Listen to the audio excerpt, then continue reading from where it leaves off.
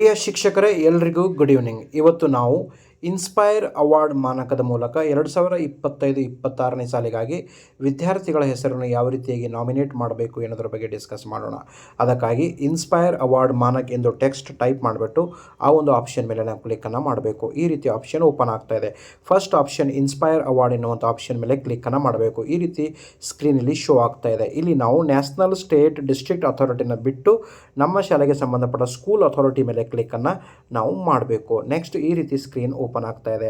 Scroll down ಮಾಡಿದಾಗ to login click here ಎನ್ನುವಂಥ option ಮೇಲೆ ಕ್ಲಿಕ್ಕನ್ನು ಮಾಡಬೇಕು. ಇಲ್ಲಿ ನಾವು ಇನ್ಸ್ಪೈರ್ ಅವಾರ್ಡ್ನ ಯೂಸರ್ ನೇಮ್, ಪಾಸ್ವರ್ಡ್, ಕ್ಯಾಪ್ಚಾವನ್ನು ಎಂಟರ್ ಮಾಡಿಬಿಟ್ಟು ಲಾಗಿನ್ ಆಗಬೇಕು. ಲಾಗಿನ್ ಆದಮೇಲೆ ಈ ರೀತಿ ಸ್ಕ್ರೀನ್ ಓಪನ್ ಆಗ್ತಾ ಇದೆ. First option nominate student for the year 25-26 ಎನ್ನುವಂಥ ಆಪ್ಷನ್ ಮೇಲೆ ಕ್ಲಿಕ್ಕನ್ನು ಮಾಡಬೇಕು. ಮಾಡಿದ ತಕ್ಷಣ ನೆಕ್ಸ್ಟ್ ಈ ರೀತಿ ಸ್ಕ್ರೀನ್ ಓಪನ್ ಆಗ್ತಾ ಇದೆ. ಈಗಾಗಲೇ ನಾನು 2 ವಿದ್ಯಾರ್ಥಿಗಳ ಮಾಹಿತಿಯನ್ನು ತುಂಬಿರೋದ್ರಿಂದ ಅಪ್ಲಿಕೇಶನ್ ನಂಬರ್ ಶೋ ಆಗ್ತಾ ಇದೆ, ಅಕಾಡೆಮಿಕ್ ಇಯರ್, ಮಂತ್ ಶೋ ಆಗ್ತಾ ಇದೆ ಮತ್ತು ವ್ಯೂ ಎನ್ನುವಂಥ ಆಪ್ಷನ್ ಶೋ ಆಗ್ತಾ ಇದೆ. ಇಲ್ಲಿ ನಾನು ಫಾರ್ ಎಕ್ಸಾಂಪಲ್ ವ್ಯೂ ಎನ್ನುವಂಥ ಆಪ್ಷನ್ ಮೇಲೆ ಕ್ಲಿಕ್ಕನ್ನು ಮಾಡ್ತಾ ಇದ್ದೇನೆ. ಈಗಾಗಲೇ 2 ವಿದ್ಯಾರ್ಥಿಗಳ ಮಾಹಿತಿಯನ್ನು ತುಂಬಿದ್ದೇನೆ. 3ನೇ ವಿದ್ಯಾರ್ಥಿಯನ್ನು ಇನ್ನೂ 3 ವಿದ್ಯಾರ್ಥಿಗಳ ಮಾಹಿತಿಯನ್ನು ತುಂಬಬೇಕಾಗಿದೆ. ಸೊ ಯಾವ ಮಾಹಿತಿ ಯಾವ ರೀತಿಯಾಗಿ ತುಂಬಬೇಕು, ಏನೆಲ್ಲ ಮಾಹಿತಿ ತುಂಬಬೇಕಾಗುತ್ತೆ ಅಂತಂದರೆ, ಫಾರ್ ಎಕ್ಸಾಂಪಲ್ ನೋಡಿ, ಆ್ಯಡ್ ಸ್ಟೂಡೆಂಟ್ಸ್ ಎನ್ನುವಂಥ ಆಪ್ಷನ್ ಮೇಲೆ ಕ್ಲಿಕ್ಕನ್ನು ಮಾಡ್ತಾ ಇದ್ದೇನೆ. ಆ ವಿದ್ಯಾರ್ಥಿಯ ಹೆಸರನ್ನು ತುಂಬಬೇಕು. ಅಂದರೆ ಪಾಸ್ಬುಕ್ನಲ್ಲಿ ಹೀಗಿದೆ ಆ ರೀತಿಯಾಗಿ ವಿದ್ಯಾರ್ಥಿಯ ಫಾದರ್ ಹೆಸರು, ಮದರ್ ಹೆಸರು, ವಿದ್ಯಾರ್ಥಿಯ ಜೆಂಡರ್, ವಿದ್ಯಾರ್ಥಿಯ ಡೇಟ್ ಆಫ್ ಬರ್ತ್, ವಿದ್ಯಾರ್ಥಿಯ ಆಧಾರ್ ನಂಬರ್, ಪೇರೆಂಟ್ಸ್ ಅವರ ಮೊಬೈಲ್ ನಂಬರ್, ಇಮೇಲ್ ಅಡ್ರೆಸ್ ಇದ್ದರೆ, ಆ ವಿದ್ಯಾರ್ಥಿಯು ಯಾವ ಕ್ಲಾಸ್ನಲ್ಲಿದ್ದಾನೆ ಆ ಕ್ಲಾಸನ್ನು ಸೆಲೆಕ್ಟ್ ಮಾಡಬೇಕು. ವಿದ್ಯಾರ್ಥಿಯ ಕ್ಯಾಟಗರಿ ಯಾವುದು ಆ ಕ್ಯಾಟಗರಿಯನ್ನೇ ಸೆಲೆಕ್ಟ್ ಮಾಡಬೇಕು.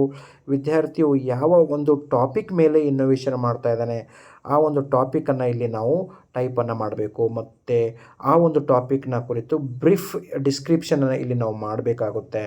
ಆಮೇಲೆ ಆ ವಿದ್ಯಾರ್ಥಿಗೆ ಯಾರು ಮಾರ್ಗದರ್ಶನ ಮಾಡ್ತಾ ಇದ್ದಾರೆ ಆ ಒಂದು ಶಿಕ್ಷಕರ ಒಂದು ಹೆಸರನ್ನು, ಸೈನ್ಸ್ ಟೀಚರ್ ಹೆಸರನ್ನು ಇಲ್ಲಿ ನಾವು ಟೈಪ್ ಮಾಡಬೇಕಾಗುತ್ತೆ. ಆಮೇಲೆ ವಿದ್ಯಾರ್ಥಿಯ ಬ್ಯಾಂಕ್ ಡೀಟೇಲ್ ಕೊಡಬೇಕಾಗುತ್ತೆ. ನೇಮ್ ಆಫ್ ದ ಬ್ಯಾಂಕ್ ಅಂದರೆ ವಿದ್ಯಾರ್ಥಿಯ ಬ್ಯಾಂಕ್ ಯಾವುದು ಆ ಬ್ಯಾಂಕನ್ನು ಸೆಲೆಕ್ಟ್ ಮಾಡಬೇಕು. ಆಮೇಲೆ ಆ ಬ್ಯಾಂಕ್ ಯಾವ ಡಿಸ್ಟ್ರಿಕ್ಟ್ನಲ್ಲಿದೆ ಅದನ್ನು ಸೆಲೆಕ್ಟ್ ಮಾಡಬೇಕು. ಆ ಬ್ಯಾಂಕ್ನ ಒಂದು ಅಡ್ರೆಸ್ಸನ್ನು ಇಲ್ಲಿ ನಾವು ಟೈಪ್ ಮಾಡಬೇಕು. ಆ ವಿದ್ಯಾರ್ಥಿಯ ಬ್ಯಾಂಕ್ನ ಅಕೌಂಟ್ ನಂಬರ್ನ ಇಲ್ಲಿ ಟೈಪ್ ಮಾಡಬೇಕು. ಅದೇ ಅಕೌಂಟ್ ನಂಬರ್ ರಿಪೀಟ್ ಬರಿಬೇಕು. ಆಮೇಲೆ ವಿದ್ಯಾರ್ಥಿಯ IFSC ಕೋಡ್, ಬ್ಯಾಂಕ್ IFSC ಕೋಡನ್ನು 2 ಸಲ ನಾವು ಎಂಟರ್ ಮಾಡಬೇಕಾಗುತ್ತೆ. ನಾವು ಅಕೌಂಟ್ ನಂಬರ್ ಎಂಟರ್ ಮಾಡಿದ್ದೆ ಆದರೆ ಅಲ್ಲಿ ಅಕೌಂಟ್ ಹೋಲ್ಡರ್ನ ಹೆಸರು ಕೂಡ ಓಪನ್ ಆಗುತ್ತೆ. ಇಷ್ಟಾದ ಮೇಲೆ ನಾವು ಸಬ್ಮಿಟ್ ಆಪ್ಷನ್ ಮೇಲೆ ನಾವು ಕ್ಲಿಕ್ಕನ್ನು ಮಾಡಬೇಕಾಗುತ್ತೆ. ಇಷ್ಟಾದ ಮೇಲೆ ಆ ವಿದ್ಯಾರ್ಥಿಯ ಫೋಟೋವನ್ನು ಅಪ್ಲೋಡ್ ಮಾಡಬೇಕಾಗುತ್ತೆ. ಫೋಟೋ ಅಪ್ಲೋಡ್ ಮಾಡಬೇಕಾದ್ರೆ ಆ ಫೋಟೋನ ಸೈಜನ್ನು ನಾವು ಡಿಕ್ರೀಸ್ ಮಾಡ್ಕೋಬೇಕು. ನೋಡಿ ಇಲ್ಲಿ ಕೊಟ್ಟಿದ್ದಾರೆ, photo should be in JPG, PNG, GIF, BMP or JPEG format and size should not be more than 2 MB. ಆ ಫೋಟೋನ ಸೈಜು 2 MBಗಿಂತ ಹೆಚ್ಚು ಇರಬಾರ್ದು. ಅದಕ್ಕಾಗಿ ನಾವು ಆ ಫೋಟೋನ ಸೈಜನ್ನು ಡಿಕ್ರೀಸ್ ಮಾಡಬೇಕಾದ್ರೆ ಒಂದು ಆ್ಯಪ್ ಇದೆ, ನಾನು ತೋರಿಸ್ತಾ ಇದ್ದೇನೆ. ಆ ಆ್ಯಪ್ ಯಾವುದಂದರೆ ಕಾಂಪ್ರೆಸ್ ಇಮೇಜ್ ಆ್ಯಪ್. ಆ ಆ್ಯಪನ್ನು ನಾವು ಡೌನ್ಲೋಡ್ ಮಾಡ್ಕೊಳ್ಬೇಕಾಗುತ್ತೆ. ಆ ಸೈಜನ್ನು ಯಾವ ರೀತಿಯಾಗಿ ನಾವು ಡಿಕ್ರೀಸ್ ಮಾಡಬೇಕು ಅಂದಾಗ ಇಲ್ಲಿ ನೋಡಿ ಚೂಸ್ ಫೋಟೋ ಇದೆ, ಆ ಒಂದು ಆಪ್ಷನ್ ಮೇಲೆ ಕ್ಲಿಕ್ಕನ್ನು ಮಾಡಬೇಕು. ನಾವು ಫೋಟೋ ಎಲ್ಲಿ ಸೇವ್ ಮಾಡಿದ್ದೀವಿ, ಆಲ್ಬಮಲ್ಲಿ ಸೇವ್ ಮಾಡಿದ್ದೀನಿ ನಾನು. ಸೊ ಅದಕ್ಕಾಗಿ ಆಲ್ಬಮ್ ಮೇಲೆ ಕ್ಲಿಕ್ ಮಾಡ್ತಾ ಇದ್ದೇನೆ. ಕೆಳಗಡೆ ಜಸ್ಟ್ ಒನ್ಸ್ ಎನ್ನುವಂಥ ಆಪ್ಷನ್ ಮೇಲೆ ಕ್ಲಿಕ್ ಮಾಡ್ತಾ ಇದ್ದೇನೆ. ನೋಡಿ ಆ ಫೋಟೋ ಇಲ್ಲಿದೆ, ಆ ಫೋಟೋ ಮೇಲೆ ಕ್ಲಿಕ್ ಮಾಡ್ತಾ ಇದ್ದೇನೆ. ಸೊ ಕಂಡೀಷನ್ ಏನಿದೆ 2 MBಗಿಂತ ಕೆಳಗಡೆ ಇರಬೇಕು ಅಂತ. ಸೊ ನೋಡಿ ಇಲ್ಲಿ MB ಕೂಡ ನಾವು ಕನ್ವರ್ಟ್ ಮಾಡ್ಕೋಬೋದು. 50 MB ಮ್ಯಾಕ್ಸಿಮಮ್ ಆಯಿತು. 2 MBಗಿಂತ ಕೆಳಗಡೆ ಅಂದರೆ 1 MB. ಫಾರ್ ಎಕ್ಸಾಂಪಲ್ 1 MBಗೆ ನಾನು ಕನ್ವರ್ಟ್ ಮಾಡ್ತಾ ಇದ್ದೇನೆ. 2 MBಗಿಂತ ಕೆಳಗಡೆ ಇರಬೇಕು. ಸೊ ನೋಡಿ ಈಗ ಕಾಂಪ್ರೆಸ್ ಎನ್ನುವಂಥ ಆಪ್ಷನ್ 2 MBಗಿಂತ ಕೆಳಗಡೆ ಅಂದರೆ 1 MB ಇರ್ಬೋದು, ಅಥವಾ ನಾವು 1.5 MB ಈ ರೀತಿ ನಾವು ಸೈಜ್ನಲ್ಲಿ ನಾವು ಕನ್ವರ್ಟ್ ಮಾಡಬೇಕಾಗುತ್ತೆ. ನಾನು 1.5 MBಗೆ ಕನ್ವರ್ಟ್ ಮಾಡ್ತಾ ಇದ್ದೇನೆ ಫೋಟೋ ಸೈಜು. ಕಾಂಪ್ರೆಷನ್ ಅಂತ ಆಪ್ಷನ್ ಮೇಲೆ ಕ್ಲಿಕ್ ಮಾಡ್ತಾ ಇದ್ದೇನೆ. ಬಟ್ ಏನಿದೆ, value not less than original file size. So original file ಸೈಜ್ಗಿಂತ ಕೆಳಗಡೆ ಇರಬಾರ್ದು ಅಂತ ಇದ್ದೇನೆ. ಒಟ್ಟಾರೆ ಇಲ್ಲಿ ಕಂಡೀಷನ್ ಏನು, 2 MBಗಿಂತ ಕೆಳಗಡೆ ಇರಬೇಕು ಸೈಜ್. That is important. ನಾವು ಫೋಟೋ ಸೈಜನ್ನು KB ಅಥವಾ MBಯಲ್ಲಿ ಮಾಡಬೇಕಾಗುತ್ತೆ. KB MB ನಮಗೆಲ್ಲರಿಗೂ ಗೊತ್ತಿದೆ. So MB or KB select ಮಾಡಬೇಕಾಗುತ್ತೆ. 2 MB ಕೆಳಗಡೆ ಒಂದು ಸೈಜನ್ನು ಹೊಂದಿರಬೇಕು. ಕಾಂಪ್ರೆಸ್ ಅಂದಮೇಲೆ ಫೇಲ್ಡ್ ಅಂತಂದರೆ ಅಷ್ಟು ಸೈಜ್ ಎಕ್ಸೆಪ್ಟ್ ಆಗ್ತಾ ಇಲ್ಲ. ನೋಡಿ ನಾನು 200 KBಗೆ ಸೈಜನ್ನು ಕನ್ವರ್ಟ್ ಮಾಡ್ಕೊಂಡಿದ್ದೇನೆ. ಸೇವ್ಡ್ ಎಂದಾಗಿದೆ. ನೆಕ್ಸ್ಟ್ ನೋಡಿ, ಆ ಫೋಟೋವನ್ನು ಅಪ್ಲೋಡ್ ಮಾಡಬೇಕಾದ್ರೆ ಈಗಾಗಲೇ ನಾನು ಅಪ್ಲೋಡ್ ಮಾಡಿದ್ದೇನೆ, ಜಸ್ಟ್ ನಾನು ತೋರಿಸುವಂಥ ಪ್ರಯತ್ನ ಮಾಡ್ತಾ ಇದ್ದೇನೆ. ಚೂಸ್ ಫೈಲ್ ಎನ್ನುವಂಥ ಆಪ್ಷನ್ ಮೇಲೆ ಕ್ಲಿಕ್ಕನ್ನು ಮಾಡಬೇಕು. ಫೋಟೋಸ್ ಆ್ಯಂಡ್ ವೀಡಿಯೋಸ್ ಆಪ್ಷನಲ್ಲಿ ನಾನು ಆ ಫೋಟೋ ಸೇವ್ ಆಗಿದೆ. ಇಲ್ಲಿ ನೋಡಿ ಈಗಾಗಲೇ ಫೋಟೋ ಸೇವ್ ಆಗಿದೆ. ಆ ಒಂದು ಆಪ್ಷನ್ ಮೇಲೆ ನಾನು ಕ್ಲಿಕ್ಕನ್ನು ಮಾಡಬೇಕಾಗುತ್ತೆ. ಆ ಫೋಟೋ ಈಗ ಸೇವ್ ಆಗಿದೆ. ನಾನು ಅಪ್ಲೋಡ್ ಫೋಟೋ ಎನ್ನುವಂಥ ಆಪ್ಷನ್ ಮೇಲೆ ಕ್ಲಿಕ್ಕನ್ನು ಮಾಡ್ತಾ ಇದ್ದೇನೆ. ನೋಡಿ, ಫೈಲ್ಸ್ ಅಪ್ಲೋಡೆಡ್ ಸಕ್ಸಸ್ಫುಲಿ. ನೆಕ್ಸ್ಟ್ ನೋಡಿ, ಇಷ್ಟಾದ ಮೇಲೆ ನಾವು ಯಾವ ಲ್ಯಾಂಗ್ವೇಜ್ ಮೇಲೆ ನಾವು ಮಗು ಅಪ್ಲೈ ಮಾಡ್ತಾಯಿದೆ ಒಂದು ಟಾಪಿಕ್, ಆ ಒಂದು ಲ್ಯಾಂಗ್ವೇಜನ್ನು ಸೆಲೆಕ್ಟ್ ಮಾಡಬೇಕು. ನಾನು ಇಂಗ್ಲೀಷ್ ಲ್ಯಾಂಗ್ವೇಜ್ ಸೆಲೆಕ್ಟ್ ಮಾಡ್ತಾ ಇದ್ದೇನೆ.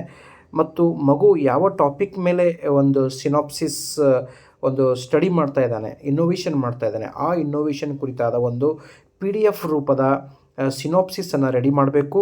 ರೆಡಿ ಮಾಡಿ ನಾವು ಇಲ್ಲಿ ಸೇವ್ ಮಾಡಬೇಕಾಗುತ್ತೆ. ಅದಕ್ಕಾಗಿ ಈಗಾಗಲೇ ನಾನು ಸೇವ್ ಮಾಡಿದ್ದೇನೆ. ಅದಕ್ಕಾಗಿ ಚೂಸ್ ಫೈಲ್ ಎನ್ನುವಂಥ ಆಪ್ಷನ್ ಮೇಲೆ ಕ್ಲಿಕ್ಕನ್ನು ಮಾಡಬೇಕು. ಫೋಟೋಸ್ ಆ್ಯಂಡ್ ವೀಡಿಯೋಸ್ ಆಪ್ಷನಲ್ಲಿ ನಾನು ಈಗಾಗಲೇ ಸೇವ್ ಮಾಡಿದ್ದೇನೆ.